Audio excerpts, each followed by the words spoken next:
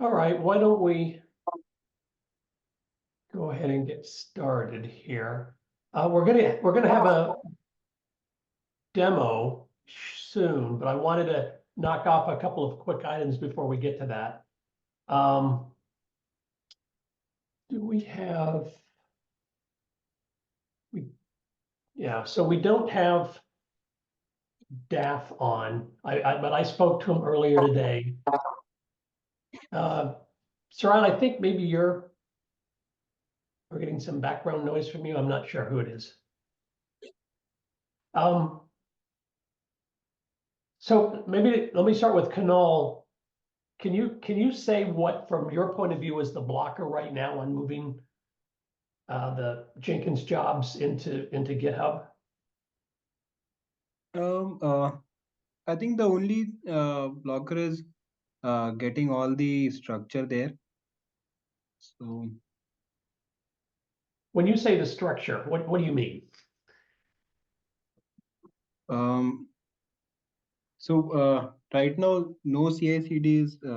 I mean, CI/CD is yet to be configured for the Ether Jenkins, the new repo that we have created for GitHub on GitHub, and also the nodes are not there.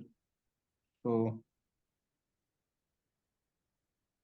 I think first of all, CI/CD we can set up from GitHub, and then the structure as in the way we have. I mean, we have folder structure in Gerrit. So if we directly move on to the repo, then where exactly we need to put the jobs, that is one of the questions. So let me propose. I'm going to be very vague here, setting up the structure on GitHub. Let me propose to you that we pick one job. You pick one job, check it in as a JB spec into GitHub. Okay. Don't worry whether it works or not. I want to see one job represented in the proper JJB structure on GitHub, and then from that determine what is the next move. And by next move, I mean very specifically, what is the next thing that has to happen? Okay. So let's pick one of the simplest quick start jobs, represented as far as you possibly can as JGB. Tell me what holes need to be filled. Okay. Yeah.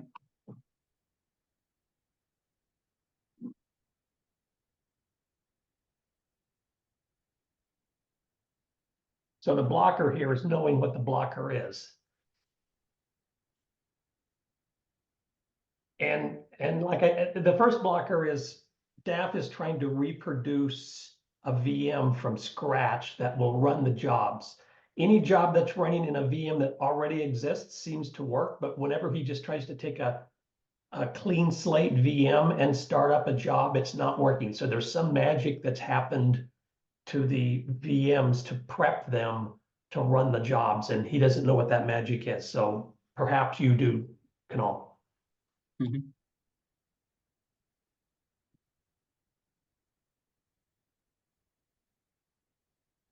Do we know how quickly the failure occurs?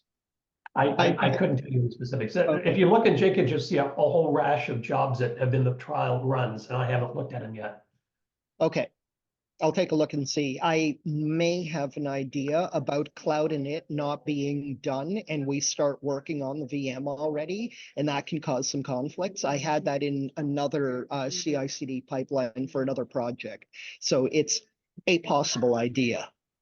Good. Thank you. That could be helpful. And DAF is trying to reproduce this, and I'm not even going to throw out the little clues he had because it might be misleading.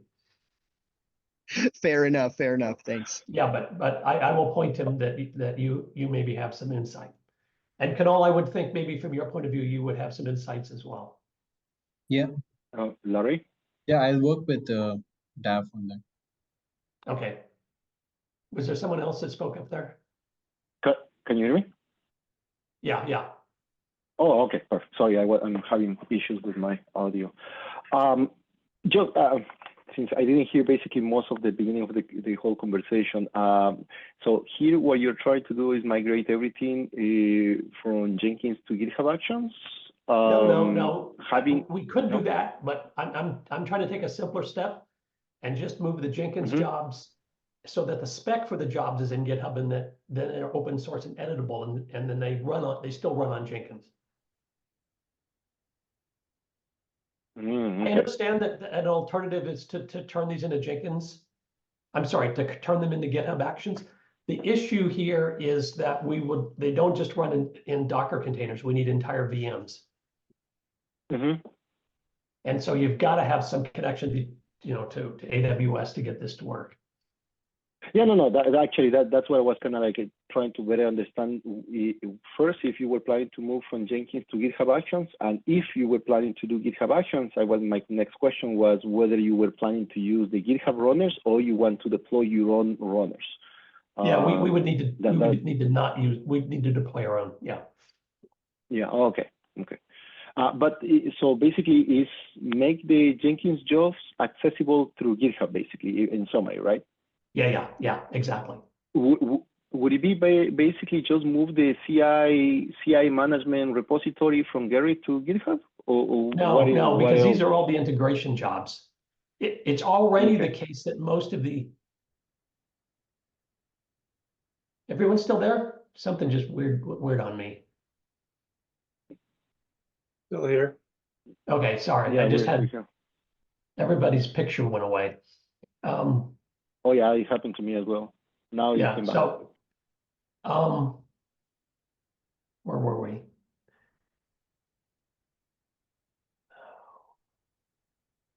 I lost context. You were talking about Jenkins jobs and Oh, you were oh, I'm talking sorry. about It's so the I was integration mentioning jobs. about the These CI. all exist entirely in Jenkins. None of it is in Garrett. Oh, okay. If it were in Garrett, then we'd have another path. Then I may need to look because at some point in the past, I have locally this CI management repository from Gerrit where I do see some JJB configuration. So. Oh no, there absolutely are Jenkins jobs that originated in that CI management repo on.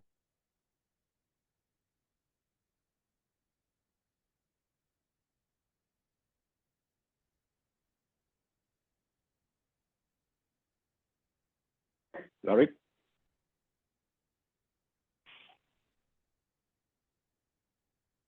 Can you guys hear me?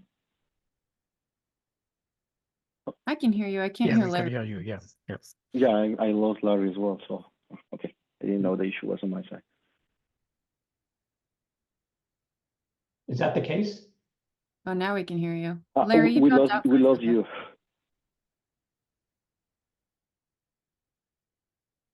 Can you hear me? Now we can hear you. All right.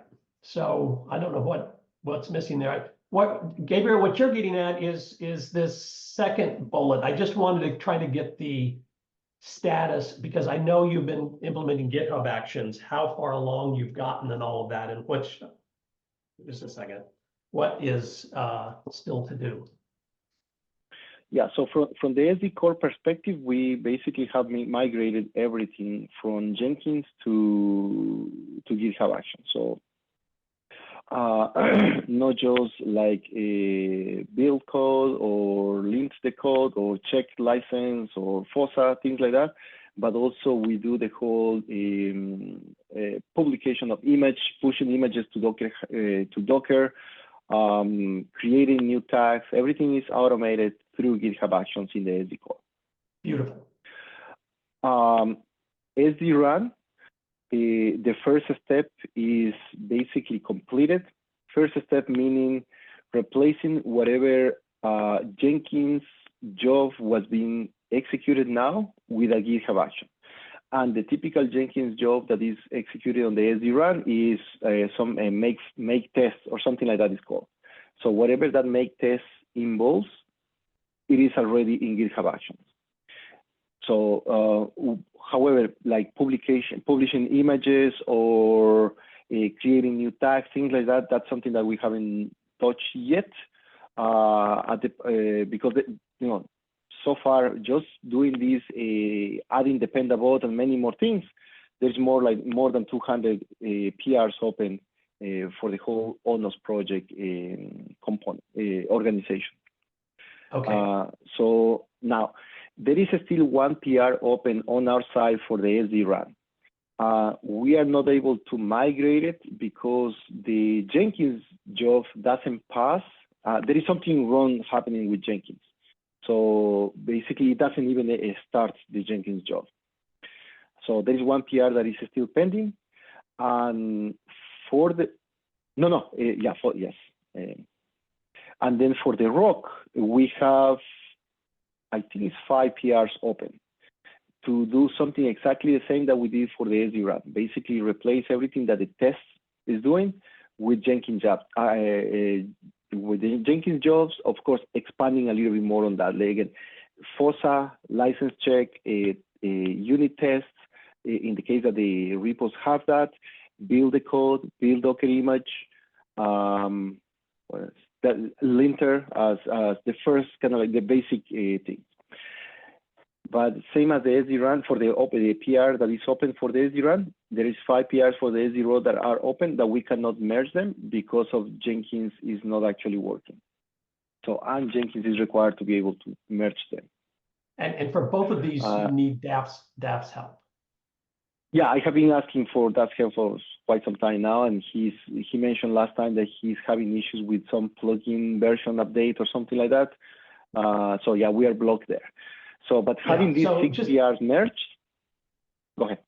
Yeah, well, I was just going to say the fire that DAF is fighting right now that he just told me about, which is we have a set of runaway jobs and a very steep AWS bill for April, I believe. And I mean, it's obscenely high. So it's 2-part, right? One part is I want to get a better handle on the integration tests we've done by having those owned by the community and stored in GitHub, even if they do run on Jenkins and even if they do use AWS, and then moving the AWS integration tests that we've been doing off of AWS / Jenkins and into GitHub Actions.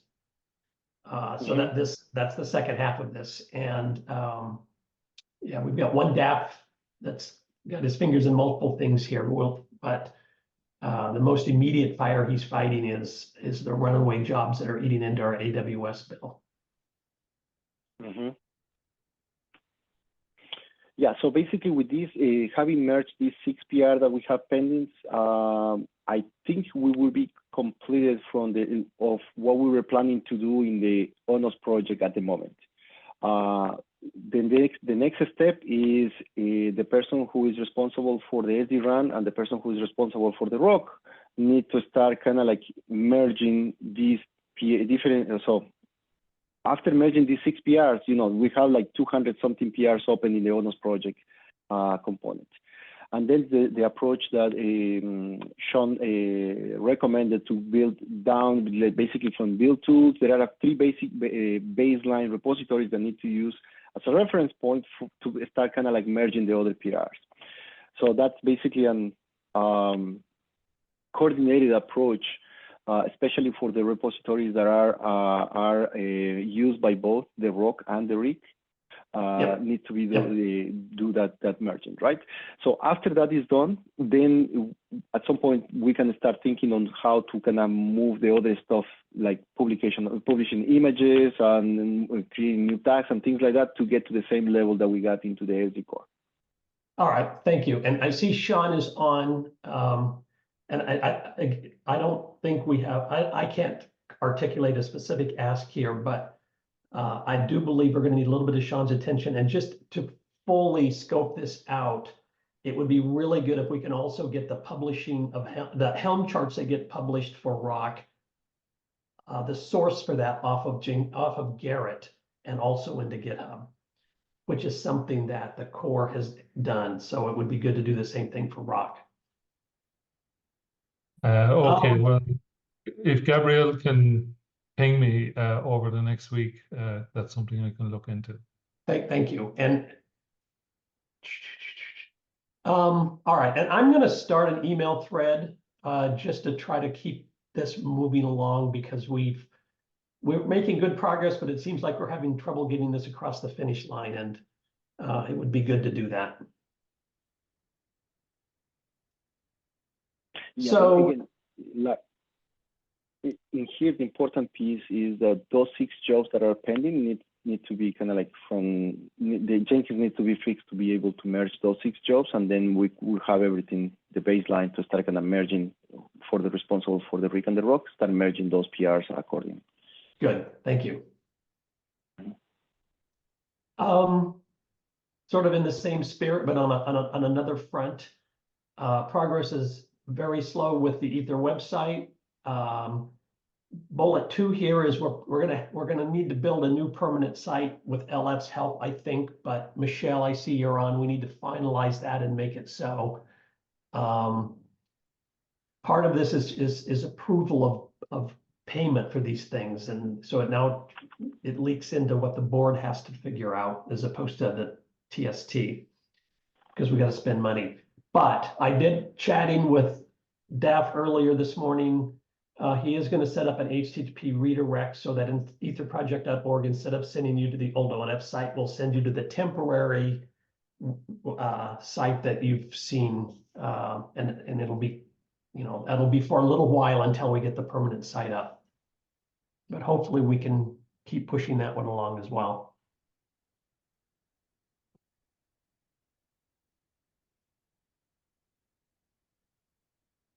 All right, I want to leave plenty of time for the demo, but let's move on to QA. So with respect to UE Ransom, I just want to make sure that it's clear the 2-server case works perfectly well. Yes.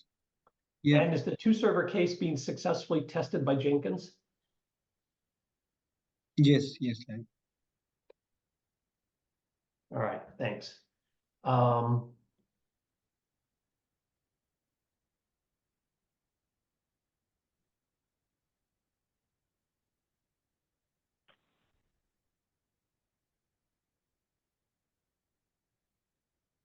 Okay, and this is part of the debugging. Yes. That's sort of related to that then. All right. I'll take that one up with you offline. Yeah. Working So, with the internal IT team to get the VPN connection. What is that about? Yeah. So earlier we used to have a VPN connection between AWS and our local lab where we have placed eNodeB and gNodeB.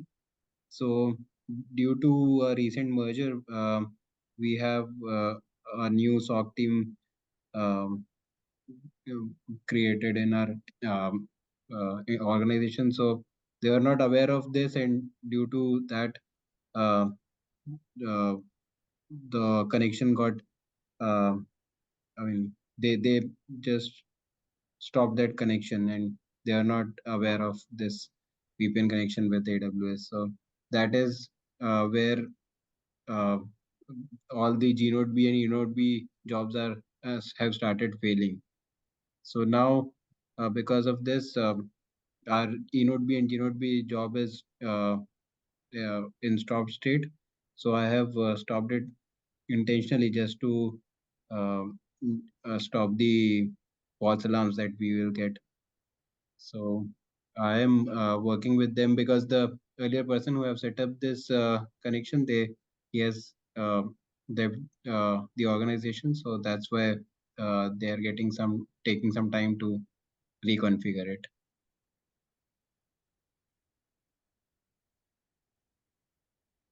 Unfortunately, it looks like we've lost Larry. Yeah. Oh, I just came back. You did lose me. I have no idea what that was about. Larry, what's the difference between UE ransom and ransom? Is the same thing? Between what? Oh no. The UE So, ransom and Ransim, at least ransom. from Ransim for us is a tool, a simulation tool for the rig to be able to kind of receive or simulate as an E2 agent component. E2 Yeah, agent that helps make, that is UE Ransim, right? So use Okay. basically with the rack, with the rig, sorry. Now, UE Ransim is an open source tool developer, an inactive project now that was kind of created to primarily test a control plane procedures for the 5G networks. Okay. Yeah, so it puts, for us, it puts workload on the core. It would not be suitable for putting workload on a rig. Got it. UE RAN sim should technically be called UE Gnode B sim. Yeah, Uh, and sorry, we have another simulator, GNB sim, that we use. UB sim is actually no longer an active project, but it does help us put scalable data traffic on the core. Mhm. Test the UPF. It helps us stress test the UPF.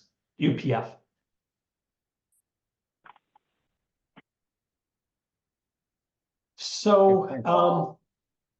because I've already dropped off once, I think maybe, are there any other pressing issues? Otherwise, I'm just going to turn the floor over to Surat and let him run through the demo.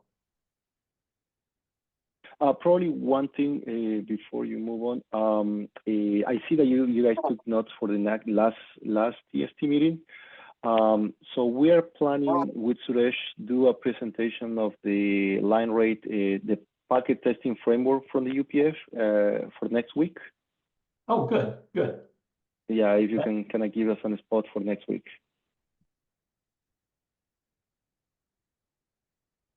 A packet test framework. So line rate test is a set of the PTF. It's a subset of the PTF.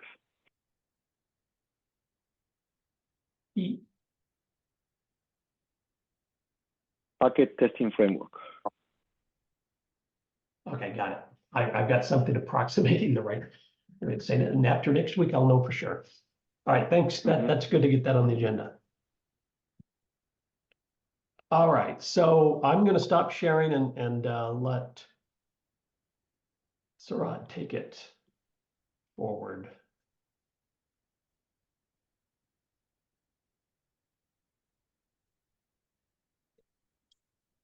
Thanks, Larry. I just want to give a little bit of background on this demo.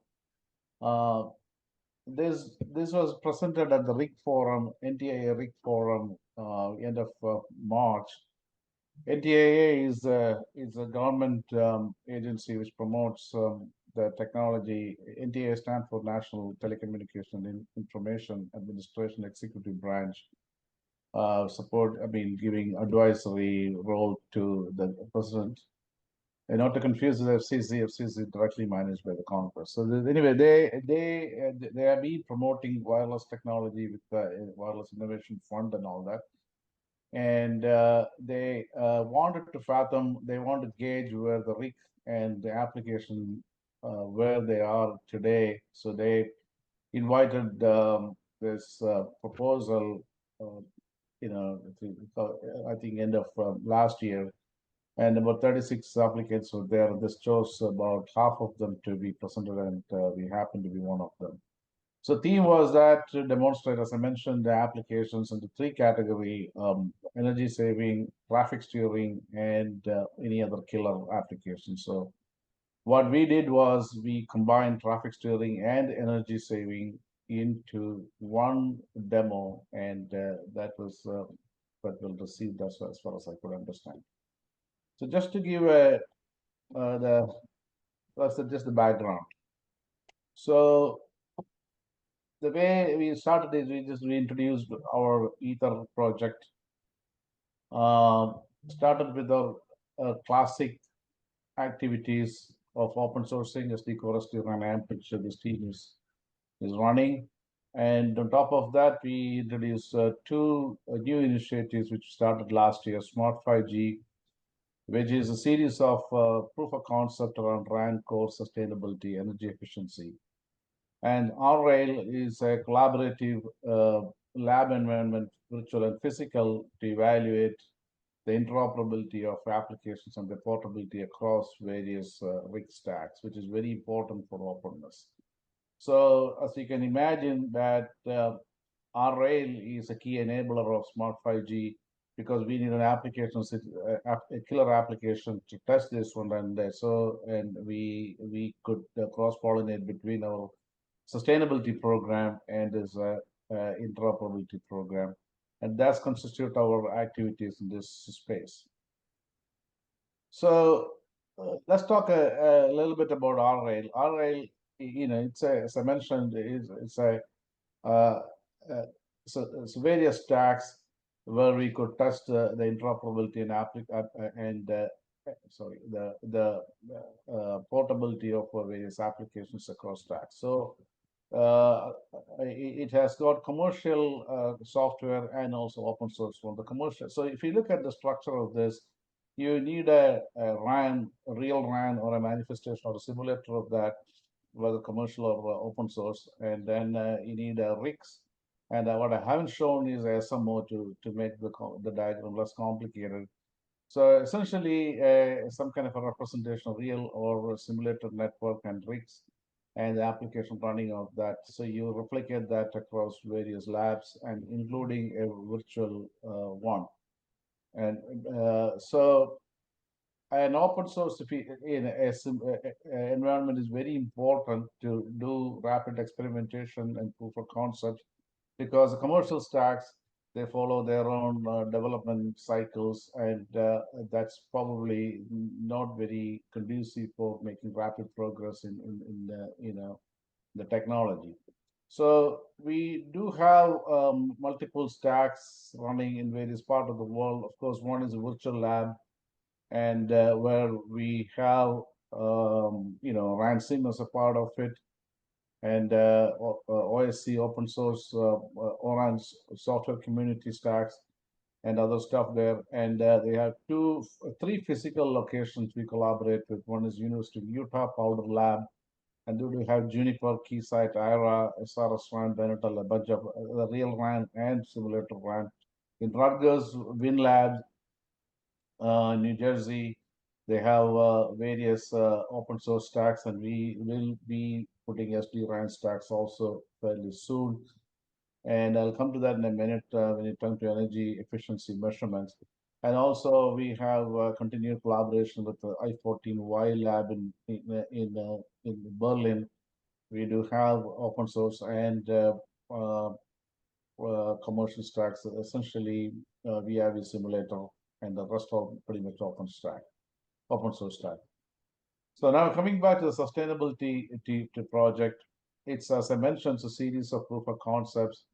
The idea behind is that the proof of concept should not be dying down after the lab demonstration, but we want to make the operators to be taking benefit out of this. So in doing so, we had to look at the traditional RAN, where most of the 5G has been rolled out, and the next generation RAN. So we have a series of talks addressing these two aspects, greenfield and brownfield, if you will. And we start off with cell on-off, where you turn off certain capacity at off for peak hours to save energy. Then you add with MIMO on-off, massive MIMO and MIMO on-off. And then when you come to disaggregated RAN, you can spin down some of the cloud capacities much easier than any PNF or physical network functions. Then add code to the mix, and then you go and implement advanced sleep modes, where you selectively shut down some of the components of the base station, which you need significantly low latency. But as you can see that stage 1 through 4 up to the advanced sleep modes, you can accomplish with the high latency rig and control loop operations. So on top of that, we supporting all these things. We have a project which is funded by NTIA, which ONF does in collaboration with Rutgers University Wind Lab, where we look at what is the best way to measure energy usage through various ways and means and create some KPIs. What are a good set of KPIs that we can be used by the industry to look at the power consumption efficiency of the RAN itself. The RAN constitutes about more than about 70% of the energy usage. So concentrating on the RAN first and then to the core, and also create a power model for the 5G so that that model can be used by various manufacturers to optimize the energy usage, both the RUs and CUDU stacks and later on core. So this research will be supporting the smart 5G as such, and we are also striking collaboration with other entities who are in this area. So, what is the demo all about?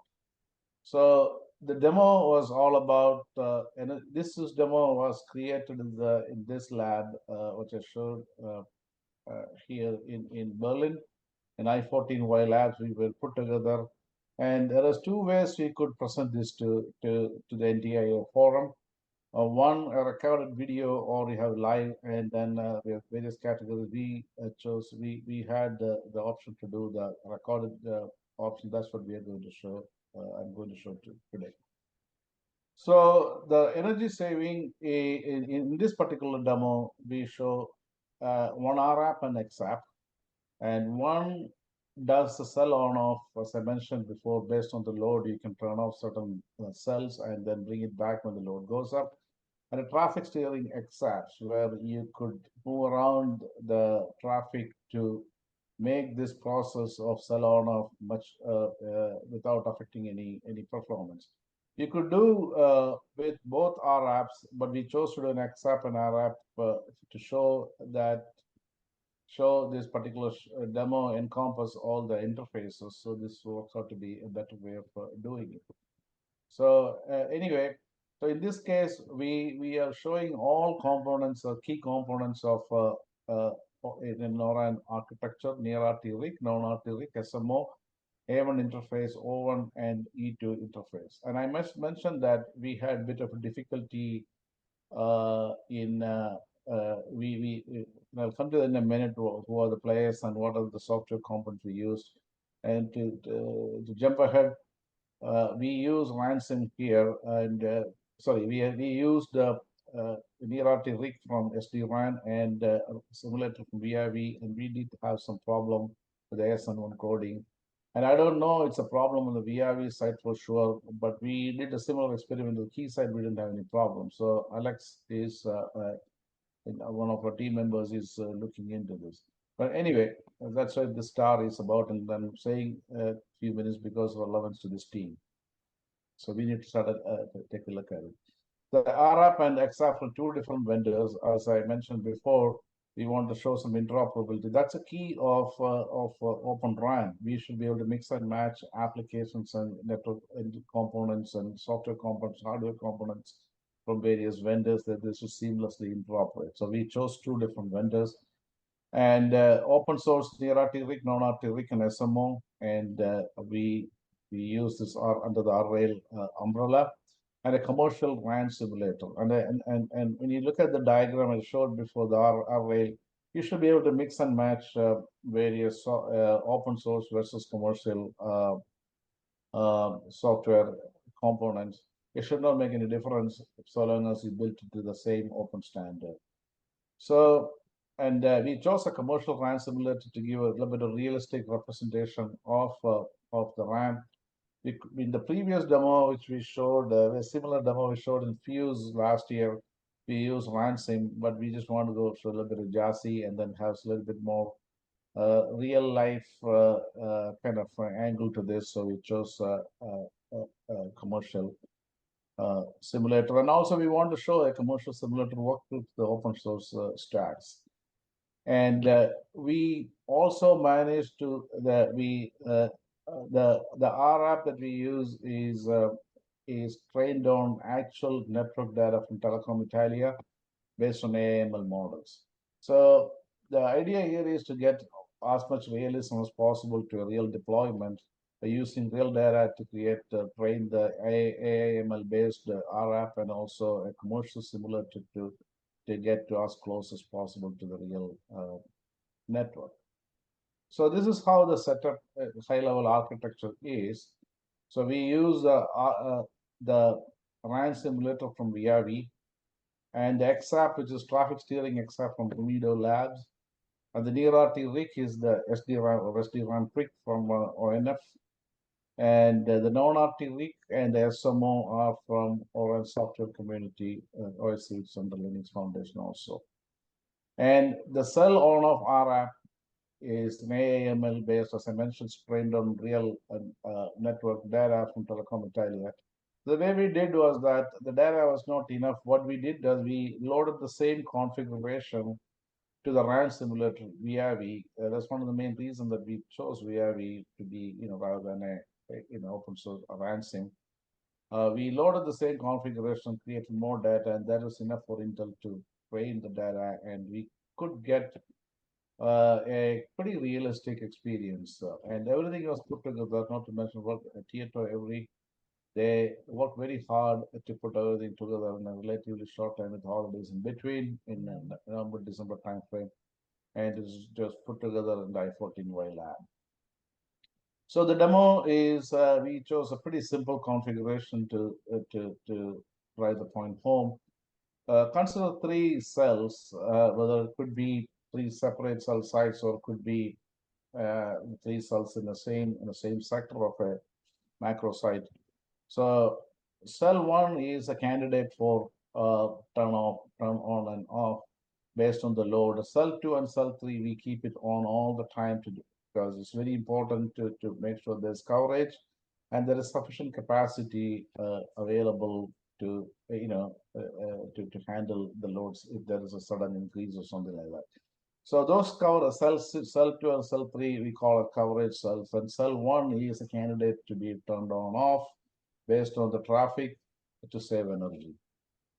So in the simulation, we have 120 UEs, and there are 30 each cell served by cell 1 and cell 2 and cell 3, kind of static, and 30 UEs moving around, say, in automobile, something like that. So it's basically 30 are moving around, constant handoff, and pretty much the 30 each are static ones.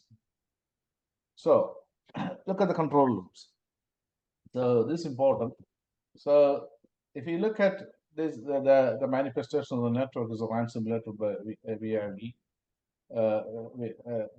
and then through the O1 interface, it consumes the KPIs. So it shows all the vital performance measures and the load through the O1 interface.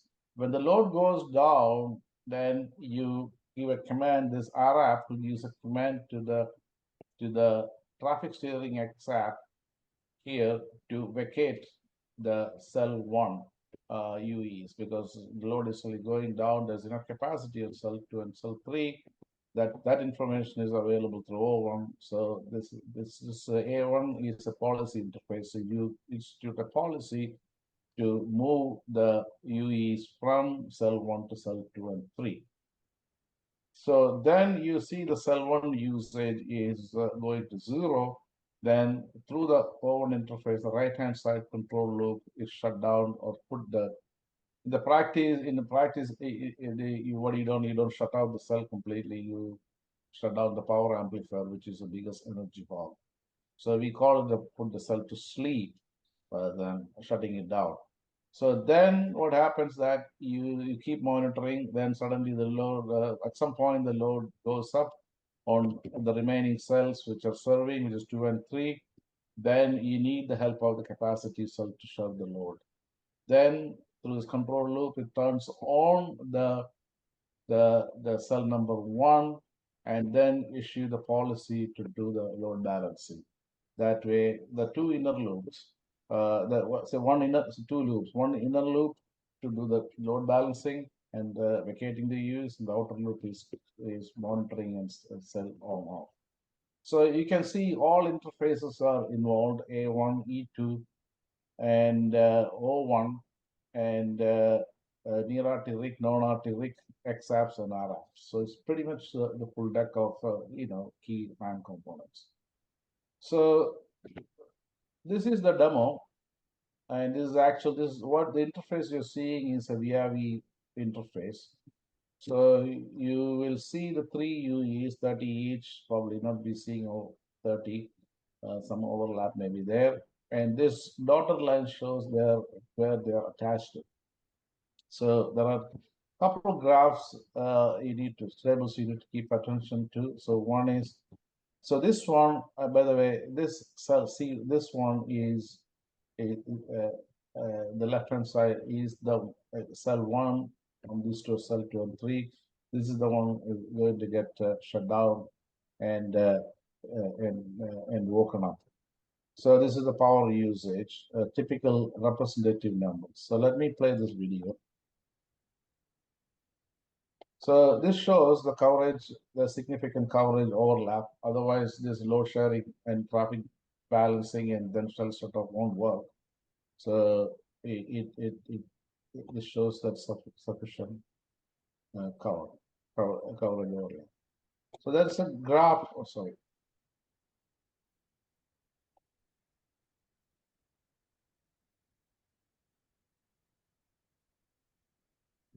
So this, you have to look at this usage on the right-hand side and this power on the left-hand side, power consumption. So PRB, I mean, ignore the word slice because we couldn't change from the VRV simulator. That's essentially the usage. So now look at the simulation is going to start. The cell 1, cell 2, and cell 3. Let's look at S2, S3. And the 30 static cell UEs and then wandering 30 UEs. And if we look at the power usage, sorry, the PRB physical resource block usage and the power usage can be seen here. And please pay attention to this graph. All right.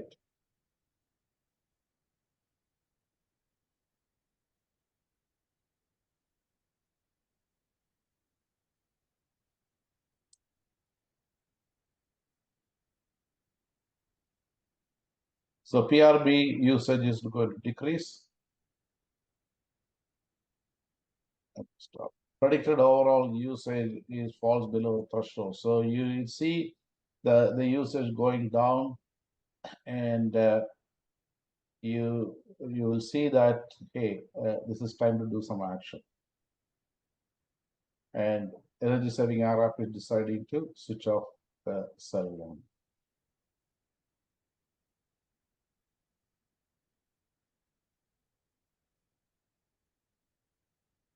So when all handovers are successful, RF decided to finally switch off. So you can see the log here. And this is just to show the log just for information. So it decided to switch off. Suddenly you can see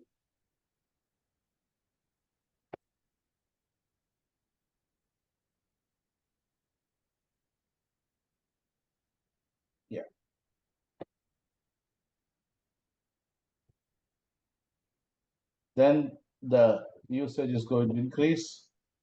The predictor usage is above threshold, then it switches along back.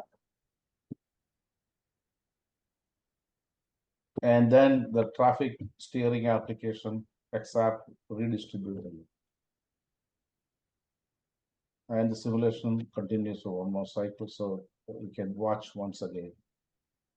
Look at the usage going down and the power consumption also on the left side.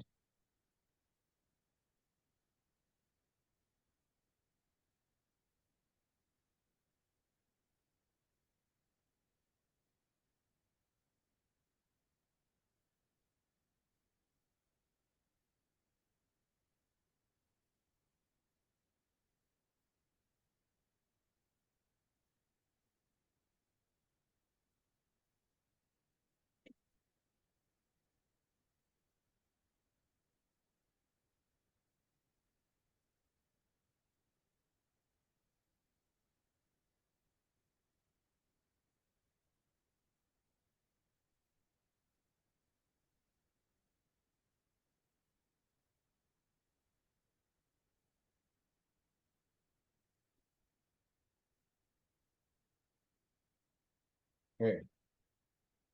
So that's essentially the simulation is. Now let's look at some key observations here.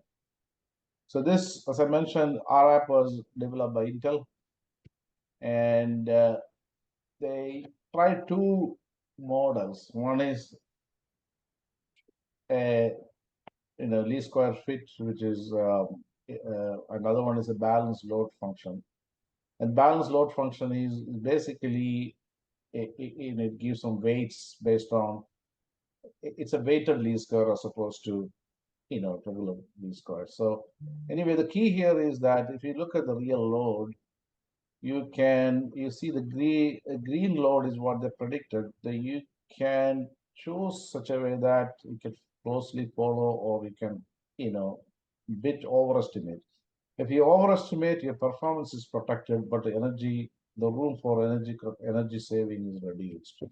And similarly, the SLA is the KPIs, accessibility, retainability, and all the good stuff. Throughput, essentially here we use only throughput, is fairly maintained. So the conclusion from this graph is that balanced load function, BLF based, the AIML based training that's what is suitable here. And you can always shift this, by doing appropriate weight. If an operator decides that energy saving is more important than plus you can compromise a little bit on the throughput, then that can be accommodated in this model. And this also shows that the mean square error versus the balanced load function, the orange one is the real one, and the teal ones are mean square error. It predicts below, whereas balanced load functions always predict above the threshold. That way, the performance is guaranteed, performance is protected. So again, this is another inference from this experiment that balanced load function based AIML models are more suitable for this application. So just a pitch about Ramido's traffic steering XApps. It supports a variety of types of scenarios, not only energy, and the behavior can be controlled. It's fully support E2 and A1 interfaces, and mixed traffic can be handled, and it has been proven again and again that it is compatible. It works well with our rail platform. Note about VIAVI, it's a pretty well-established simulator which is being heavily used in the industry, and also they also got an NTIA funding to improve the simulation capabilities, and we have very good partnership going on with them. And finally, Tieto, they did an amazing job in putting this together in a short time, and the demo a success. Thank you. Any questions on this one?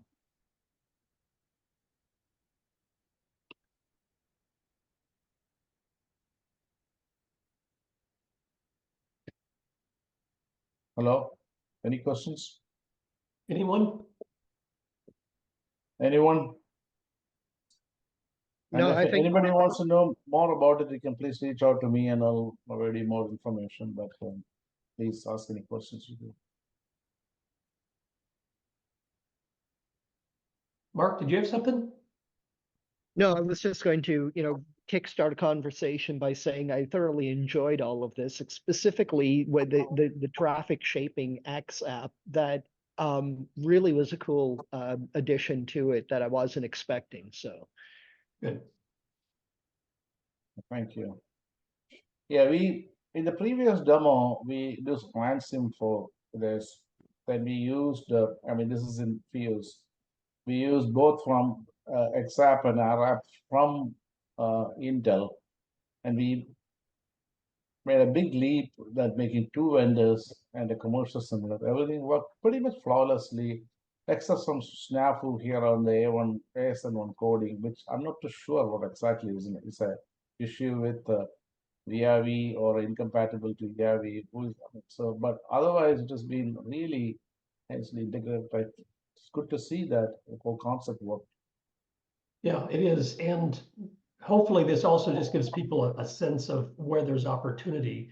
The RANSIM is something that we really would like to put more effort into. It could be really important to the community as we go forward. Absolutely, Larry. I mean, to that end, we are having another trial starting in the Powder Lab in University of Utah, where we have commercial stack where this instead of VRV, we have a key site. But in parallel, we'll be running a RANSIM also, because again, if you want to do something, and there the applications are is done by a company, startup company called IRA. They have a the application called RAN GPT, which can do a variety of things based on LLMs, like built upon ChatGPT. So they're also, if we want to have the flexibility, we don't expect key site to provide. So simulator is very, very important there. And also we have been talking to some operators. They also say that the commercial simulator may not have will not have the flexibility to do some of the experimentation, corner cases, which are very important in a network operation. And there are also people are needing kind of an open source simulator. So I think this will be of a great help to the community and industry to have a full-fledged simulator there, and we are working on such an initiative. Let's see how it goes. Okay, thank you. And any other questions? I was just going to ask, with a non-real-time RIC and the near real-time RIC, what operating systems are they, like using real-time kernels or just low latency? No, it is not. It is still, yeah, it's not. Yeah, it's because it's near real time as the most real time. It's still pretty coarse grain latency. Yeah. Okay. Yeah, from the kernel perspective, it's just the generic kernel.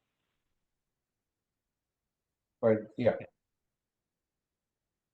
It's just Linux. Very All good. right. Well, next week we'll have another presentation about the line speed tests that have been done. And with that, thanks everybody. Thank you. Bye. Thank you. Thank you.